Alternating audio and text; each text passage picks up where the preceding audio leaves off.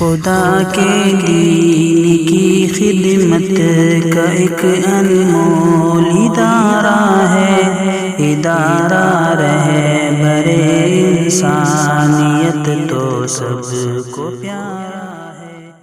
من الشیطان الرجیم بسم اللہ الرحمن الرحیم یا ایہا الذین آمنوا ان تنصروا اللہ ینصرکم ویثبت اقدامکم۔ صدق اللہ العظیم۔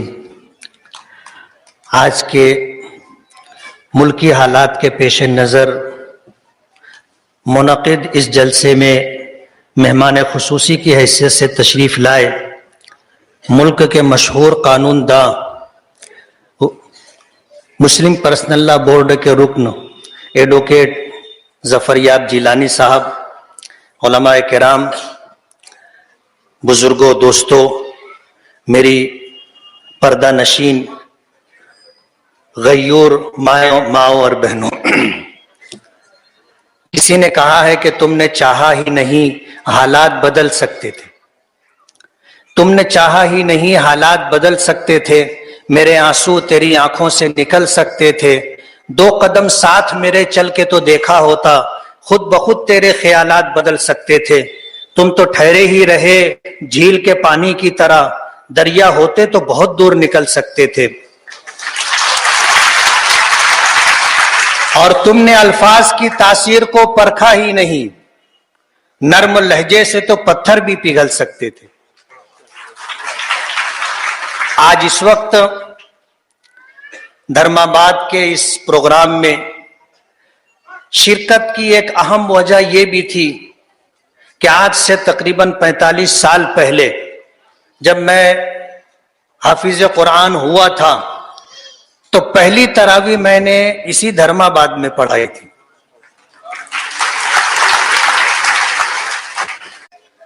تقریباً 27-28 دن میرا یہاں قیام تھا، تو یہاں اس شہر سے میری پرانی یادیں وابستہ ہیں۔ جب مولانا زکریا صاحب نے اس پروگرام کے لیے مجھے دعوت دی تو وہ پرانی ماضی کی یادیں تازہ ہو گئیں کہ چل کر کے اس جگہ کو دیکھنا چاہیے جہاں سے ہم نے تراویح پڑھانے کی شروعات کی تھی۔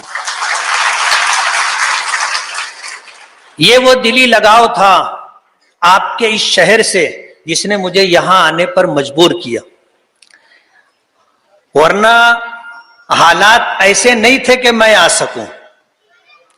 میں کسی پروگرام کے لیے لمبا سفر نہیں کرتا، اللہ کا بے پناہ کرم اور اللہ کا بے پناہ احسان ہے کہ اللہ نے مجھے اپنے شہر میں اتنی عزت دی ہے، قرب و جوار میں اتنی عزت دی ہے کہ مجھے دور جانے کا موقع نہیں ملتا۔ شاید آپ کو پتا نہیں ہوگا کہ 2007 میں نے سیاست میں قدم رکھا تھا۔ شہر کے حالات ایسے تھے کہ جو لوگ برسر اقتدار تھے وہ ہر طرح کا استحصال ہمارے شہر کے ساتھ کر رہے تھے۔ اللہ کا نام لے کر چند علماء کے مشورے سے ہم نے سیاست میں قدم رکھا اور کارپوریشن کا الیکشن لڑا۔ کانگریس پارٹی کو 28 سیٹیں ملی، ہم نے اللہ کے فضل و کرم سے 27 سیٹیں حاصل کی اور ہم نے اپنا میئر بنایا۔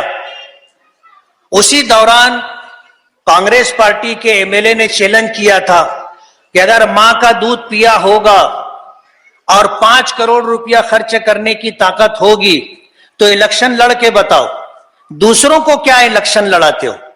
تو 2009 کا اسمبلی الیکشن میں نے لڑا اور یہ کہہ کر کے میں نے اس فیلڈ میں قدم رکھا تھا کہ ماں کا دودھ تو پیا ہے، 5 کروڑ روپیہ تو کوئی بھی پیسے والا خرچ کر سکتا ہے، ہم 1 روپیہ خرچ کیے بغیر آپ کو اسمبلی الیکشن لڑ کر کے دکھائیں گے۔ ہم نے اپنے شہر کے لوگوں سے یہ اپیل کی کہ آپ اپنے ضمیر کی آواز پر اپنے شہر کو بچانے کے لیے 1 ووٹ دو اور 1 روپیہ دو۔ لوگوں نے 84,000 روپیہ انہوں نے مجھے عطا کیا، تو الیکشن سے پہلے رزلٹ آ چکا تھا اور میں 15,000 ووٹوں کی لیڈ کے ساتھ جیتا تھا.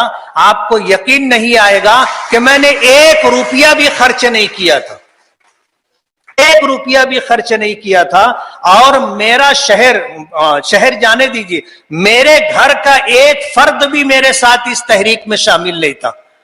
نہ ماں, نہ باپ, نہ بھائی, نہ بہن, کوئی بھی ووٹ مانگنے کے لیے گھر سے نہیں نکلا تھا.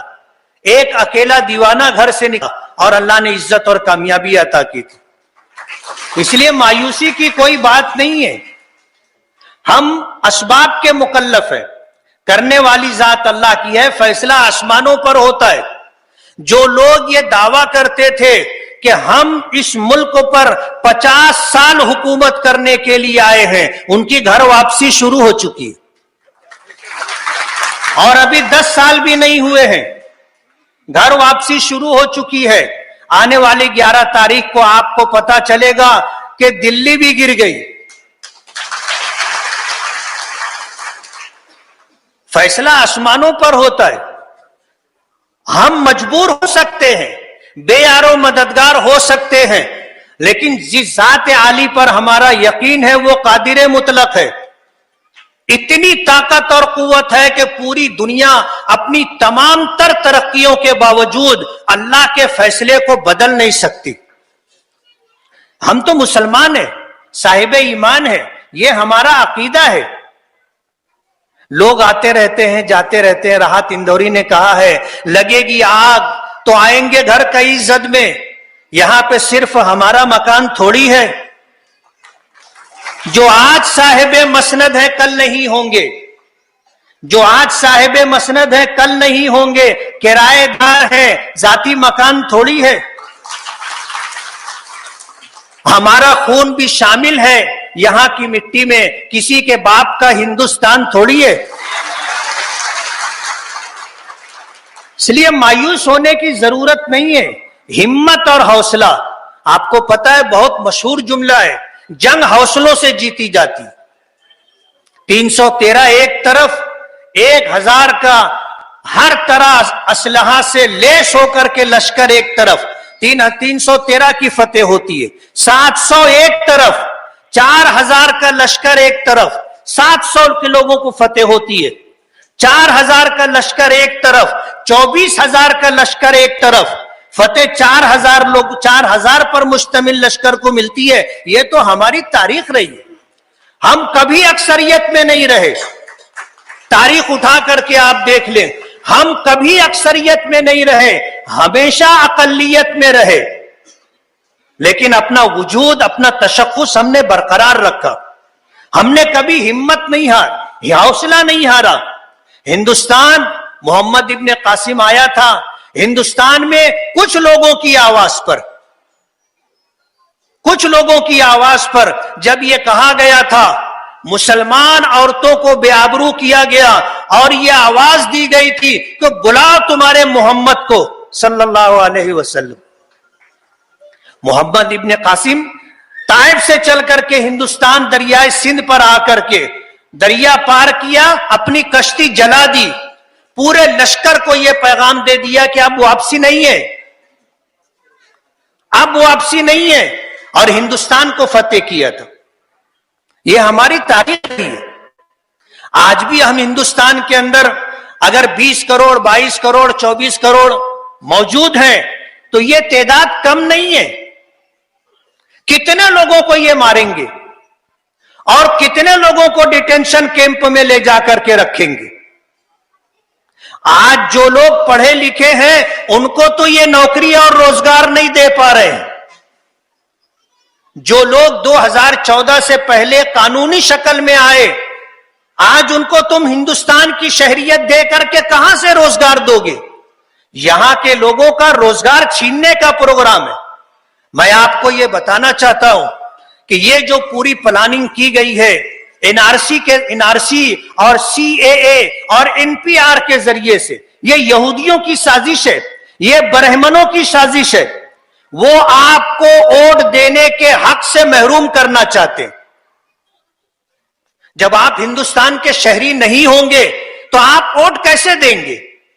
یہ آپ کو ووٹ دینے کی آپ کی جو ہے ووٹ دینے کی جو حیثیت ہے اس سے آپ کو محروم کرنا چاہتے.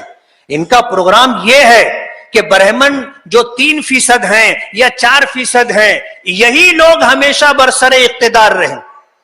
میں تفصیل سے آپ کو نہیں بتا سکتا کہ اگر یہ 30% ووٹ حاصل کر کے 2014 میں حکومت بنا سکتے ہیں اور 2019 میں 31 یا 32% ووٹ لے کر کے پارلیمنٹ میں اپنی اکثریت ثابت کر سکتے ہیں تو آپ اندازہ کرو کہ یہ 1% اور 2% کا اضافہ کتنی بڑی تبدیلی لاتا ہے.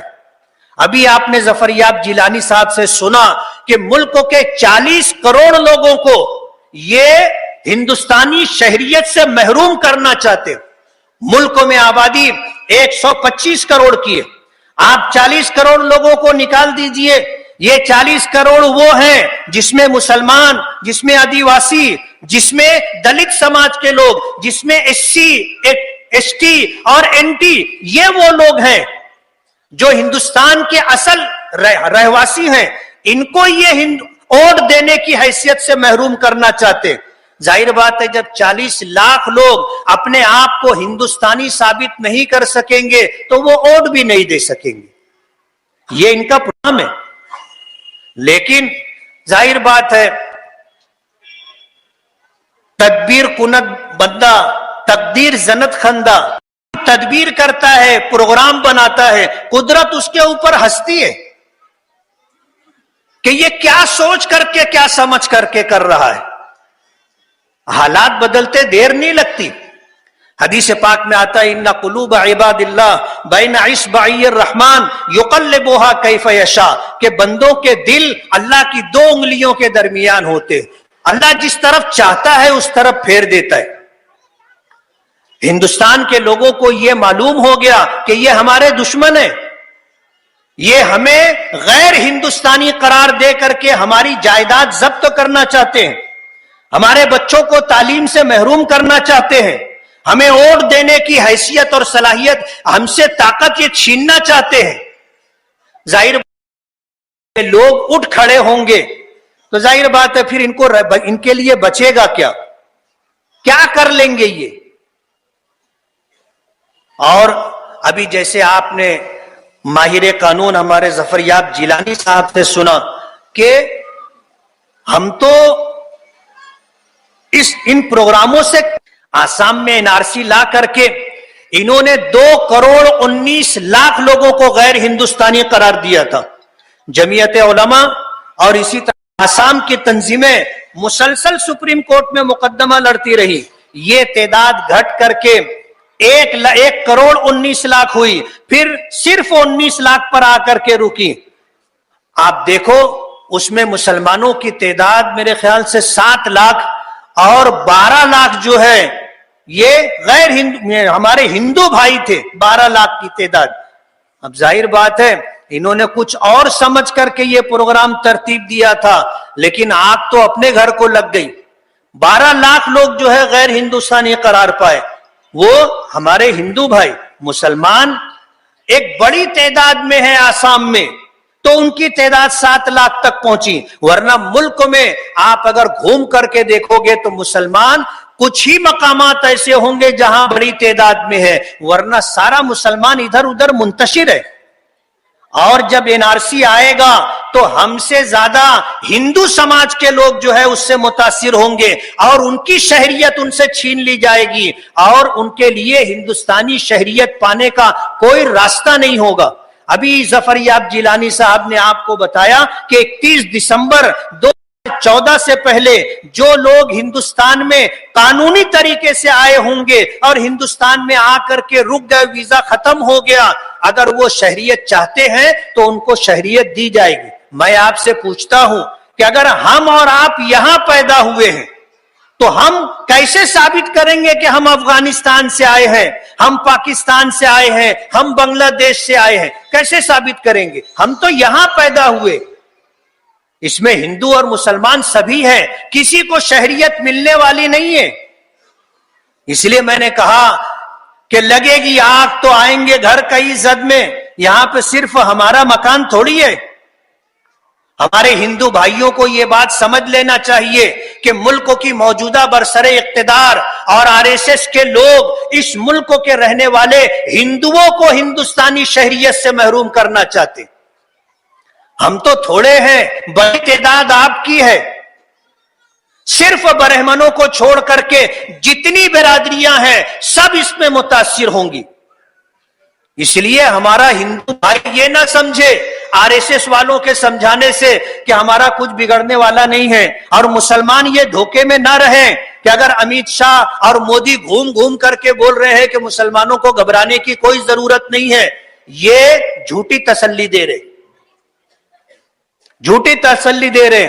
آنکھ بند کر لینے سے طوفان رکتا نہیں ہے. طوفان آیا تو آیا، آپ آنکھ کھلی رکھے یا آنکھ بند رکھے طوفان آئے گا، رکے گا نہیں آپ کی آنکھ بند کرنے سے. اس لیے جد و جہد اور کوشش کرنا ہماری ذمہ داری ہے، اور ہمیں اپنی ذمہ داری پوری کرنا چاہیے.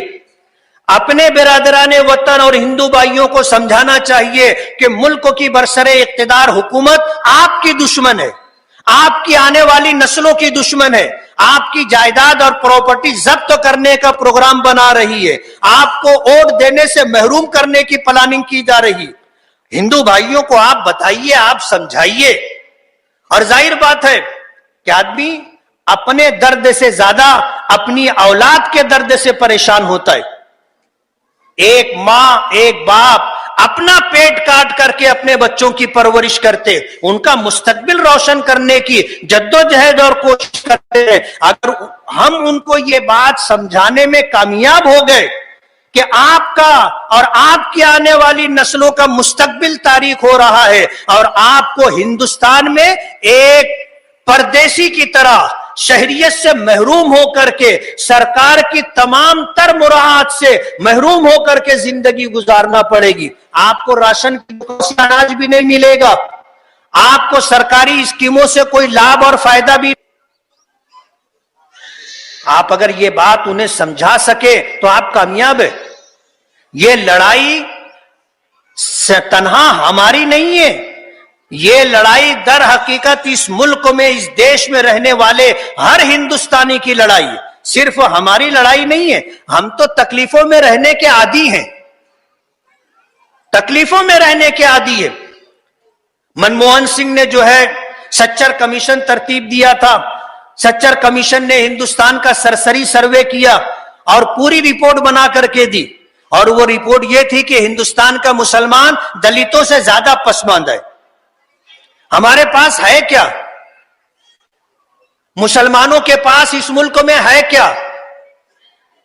ہم تو تکلیفوں میں رہنے کے عادی ہیں.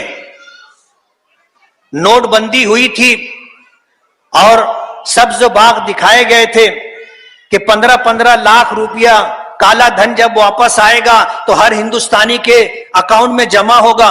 اخبارات میں آپ نے شاید پڑھا ہوگا کہ ایک اکاؤنٹ ایسا بھی تھا جو ایک نام تھا لیکن آدمی دو تھے.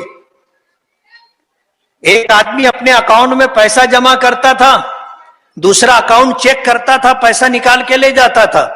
جمع کرنے والا پریشان ہو گیا کہ میں پیسہ ڈالتا ہوں، پیسہ جاتا کہاں ہے. جب اس نے انکوائری کی، جب وہ دوسرا آدمی پیسے نکالنے کے لیے آیا، چیک لگایا تو اس کو روک لیے، اور پوری انکوائری کرنے کے بعد اس سے جب یہ کہا گیا کہ ٹھیک ہے بینک والوں کی غلطی سے ایک اکاؤنٹ دو لوگوں کے نام پر ہے، جب تو اپنے اکاؤنٹ میں پیسہ ڈالتا نہیں تھا تو پیسہ نکالتا کیوں تھا؟ تو اس نے کہا کہ سرکار نے اعلان کیا تھا، مودی نے اعلان کیا تھا کہ 15 لاکھ روپیہ ہر ایک کے اکاؤنٹ میں آئے گا. تو میں میرا اکاؤنٹ دیکھتا تھا، اس میں آتا تھا تو میں سمجھتا تھا کہ اسی 15 لاکھ روپے کی قسط آنا شروع ہو گئی تو میں نکال لیتا تھا. اخبار میں آیا تھا. یہ جھوٹوں کی حکومت ہے. اور ایک بات آپ سمجھ لیں، جھوٹ کا اینڈ ہوتا ہے، اور جھوٹا آدمی ایک وقت آتا ہے لوگ اس کو اس کے گھر تک پہنچا دیتے ہیں. جھوٹ چلتا نہیں ہے، زیادہ دن چلتا نہیں ہے. اس لیے گھبرانے کی کوئی بات نہیں ہے. ہم تو تکلیفوں میں رہنے کے عادی ہیں. نوٹ بندی پر ایک پروگرام ہوا، میرا بھی اس میں ایک یعنی ایک لیکچرار کی حیثیت سے, اسپیکر کی حیثیت سے میرا بلانا ہوا. میں وہاں پہنچا تو حیران ہو گیا. میں کوئی ماہر معاشیات تو ہوں نہیں. میں جب وہاں بیٹھا اور لوگوں کی بات سنا تو ایمانداری کی بات یہ ہے کہ بہت ساری اصطلاحات اور بہت ساری باتیں میں خود نہیں سمجھ سکا, میرے سر کے اوپر سے جا رہی تھی. ان کے جو حساب و کتاب تھے اور ہندوستان اور عالمی معاشیات پر جو گفتگو ہو رہی تھی, کچھ سمجھ رہی تھی, کچھ نہیں سمجھ میں آ رہی تھی. اب ظاہر بات ہے جو فیلڈ اپنی نہ ہو اس فیلڈ میں گفتگو کرنا بے وقوفی ہے. لوگ ہنستے ہیں کہ معلومات کچھ ہے نہیں اور بول رہے ہیں.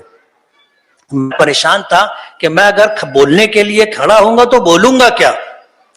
میں نے اللہ سے دعا کی کہ اللہ مدد کر. اب تو آپ ہنسے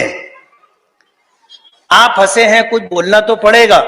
تو میں نے کھڑے ہو کر کے وہاں یہی گفتگو کی تھی کہ جتنے لوگوں کی میں نے باتیں سنی ہے, کچھ میں کے کہنے کا یہی مطلب تھا اور سب نوٹ بندی کی مخالفت کر رہے تھے. لیکن میں آپ کو یہ بتانا چاہتا ہوں کہ میں سرکار کے اس فیصلے کی حمایت میں ہوں. سب حیران ہو گئے کہ سب مخالفت کر رہی ہے, اکیلا آدمی حمایت کر رہا ہے. میں نے کہا آپ سوچ رہے ہوں گے کہ میں کیوں حمایت کر رہا ہوں. میں اس لیے حمایت کر رہا ہوں کہ میں مسلمان ہوں. میں اس لیے حمایت کر رہا ہوں کہ میں چائے کی دکان لگاتا ہوں, میں 4 چاک کی گاڑی گھماتا ہوں, میں پھیری کرتا ہوں, میں حمالی کرتا ہوں, میں پان کی ٹپری لگاتا ہوں. اس طرح روز کماتا ہوں, روز کھا کر کے اپنا گزارا کرتا ہوں. ہمارے پاس تو نوٹ تھی نہیں, نوٹ بند ہوئی تو کیا اور نہیں بند ہوئی تو کیا. لیکن جن کے پاس کالا دھن تھا, جو لوگ دیش کو لوٹ رہے تھے, جن کے پاس ہزاروں کروڑ روپیہ تھپی لگ کر کے ایسے بڑے بڑے شیڈ بھر کر کے زمین سے لے کے چھت تک ہے, ان کے لیے یہ مسئلہ ہے. مسئلہ ان کے لیے ہے جو دھن دولت کی پوجا کرتے ہیں, لکشمی دیوی کی پوجا کرتے ہیں, ان کے لیے نوٹ بندی مسئلہ ہے. ہمارے لیے کوئی مسئلہ نہیں ہے. ہم تو پہلے سے جو ہے پریشان تھے, آج بھی پریشان ہیں. جب نوٹ بندی ہوئی تو ہمارے پاس تو تھا نہیں. دادا کے پاس کچھ 10, 20, 500 کی نوٹ نکل گئی, دادی کے پاس کچھ 5-10 نوٹ نکل گئی. ہم نے اپنے اکاؤنٹ میں جمع کرایا, ہمارا معاملہ رفع دفع ہو گیا.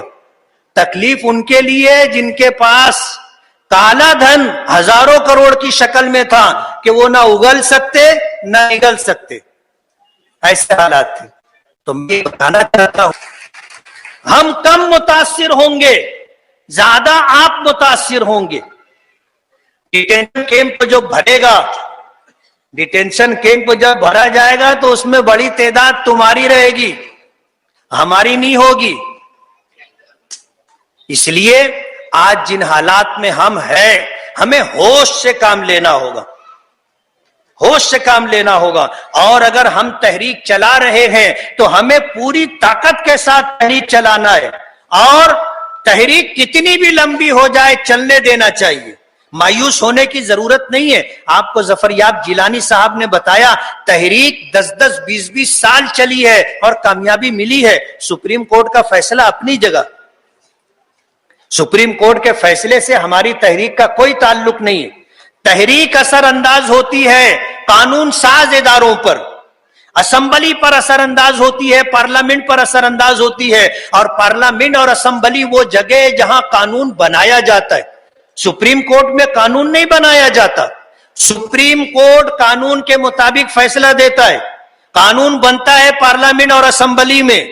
اور ہماری تحریک پارلیمنٹ اور اسمبلی پر اثر انداز ہوتی ہے. وہ کسی نے کہا ہے نا کہ گاؤں کے سامنے راؤ کی نہیں چلتی. پورا گاؤں کھڑا ہو گیا تو ایک راؤ کیا اکھاڑ لے گا. پورا گاؤں اگر مخالفت میں کھڑا ہو گیا, پورا دیش مخالفت میں کھڑا ہو گیا تو راؤ جی کی کہاں چلنے والی. دنیا جھکتی ہے, جھکانے کی طاقت چاہیے. دنیا جھکتی ہے, جھکانے کی طاقت چاہیے. آپ تحریک چلاؤ. یہ سیاسی لوگ تحریک سے گھبراتے ہیں. جو لوگ کہتے تھے کہ ہم 1 قدم پیچھے نہیں ہٹیں گے, 1 انچ پیچھے نہیں ہٹیں گے, وہ شاہین باغ کی ہماری ماں اور بہنوں سے بات کرنے کی اپیل کرنے لگے کہ آؤ ہم بات کریں گے آپ سے. آپ اندازہ کرو تحریک کس کو کہتے ہیں. یونین ہوم منسٹر گھبرا گیا, دال پتلی ہو گئی, مودی کی ہوا نکل گئی. تحریک کوئی معمولی بات نہیں ہے. آپ کو تحریک چلانا ہے اور یہ نہیں کہنا ہے کیا کہتے ہیں نا کہ سر جب آدمی اوکھلی میں دے دیا تو پھر یہ ڈر نہیں کہ سر پر کتنے مصل پڑیں گے. بس تحریک چالو کر دی, اب جو ہوگا ہوگا, دن نکلے دم نکلے. تحریک چلانا ہے تو چلانا ہے. مالیگاؤں میں ہم نے مردوں کی ریلی نکالی تھی, 1.5 لاکھ کے قریب مرد تھے جلوس میں. اور ہمارے یہاں تحریک جاری ہے اور تحریک چل رہی ہے. طلاق ثلاثہ میں مسلم پرسنل لا بورڈ نے آواز دی تھی کہ خواتین کو آگے آنا چاہیے. مالیگاؤں میں 1.5 سے 2 لاکھ عورتوں کا جلوس نکالا تھا ہم لوگوں نے. اس لیے آپ تحریک چلائیے اور سرکار جھکتی ہے, سرکار جھکتی ہے. آج ٹون بدل گیا, آواز بدل گئی, اور اندرون خانہ جو لوگ ان کی ناک کا بال بنے ہوئے ہیں, جو لوگ ان کے آگے پیچھے گھومتے ہیں, وہ لوگ بولنے لگے کہ اب یہ لوگ گھبرا گئے. تو آپ تھوڑے دن اور چلائیے, گھبراہٹ اور بڑھے گی. ہم نے ان کو جو ہے زمین سے اٹھا کر کے پارلیمنٹ کی کرسیوں تک پہنچایا ہے. آپ زیادہ آواز, زیادہ طاقت کے ساتھ چلیے, اللہ اوپر بھی بلا لے گا اور اوپر بلا لے گا. کوئی اللہ کے لیے کچھ مشکل نہیں ہے. حالات بدلتے ہیں, ایک حالت کبھی بھی باقی نہیں رہتی. تبدیلی ہر لمحہ آتی ہے, ہر لمحہ تبدیلی آتی ہے. اس کے لیے آپ کو جدوجہد, آپ کو کوشش کرنا ہے. اور آپ اپنے ساتھ برادران وطن, اپنے ہندو بھائیوں کو سمجھا کر کے آپ اپنے ساتھ لیجئے, انشاءاللہ کامیابی آپ کے قدم چومے گی. مسلمان کبھی بھی مایوس نہیں ہوتا. انہو لا ییأس من روح اللہ الا القوم الکافرون. آخری بات کہہ کر کے اپنی بات ختم کروں گا. میں نے قرآن کریم کی آیت پڑھی تھی, ان تنصروا اللہ ینصرکم. اگر تم اللہ کی مدد کرو گے اللہ تمہاری مدد کرے گا. اللہ کی مدد کا مطلب یہ ہے کہ اللہ کے دین کی مدد کرے. ہم دین پر استقامت کے ساتھ کھڑے رہے, ہمارے گھر میں اللہ کا دین ہو, ہماری زندگی میں اللہ کا دین ہو, ہم اللہ کے بندوں کے ساتھ مہربانی کا, خوش اخلاقی کا برتاؤ کرے. یہ ہے اللہ کی مدد. اور آپ نے مخلوق خدا کی مدد کی, آپ نے اللہ کی مدد کی, اور اللہ آپ کی مدد پر آ جائے گا تو ایسے سینکڑوں ہزاروں مودی اور شاہ اور بادشاہ بھی آ جائیں گے تو کچھ بننے بگڑنے والا نہیں. آپ کو سچا پکا مسلمان بن کر کے رہنا ہے. آپ کا کوئی بال بھی کبھی نہیں کر سکے گا. لیکن اگر آپ اللہ کے دین پر نہیں ہے, دین کے مددگار نہیں ہے, تو اللہ کی مدد آپ کے ساتھ نہیں ہوگی. اور اگر اللہ کی مدد آپ کے ساتھ نہیں ہے تو کوئی بھی آپ کی کشتی کو پار نہیں لگا سکے گا. وآخر دعوانا ان الحمدللہ. ادارہ رہبر انسانیت تو سب کو پیارا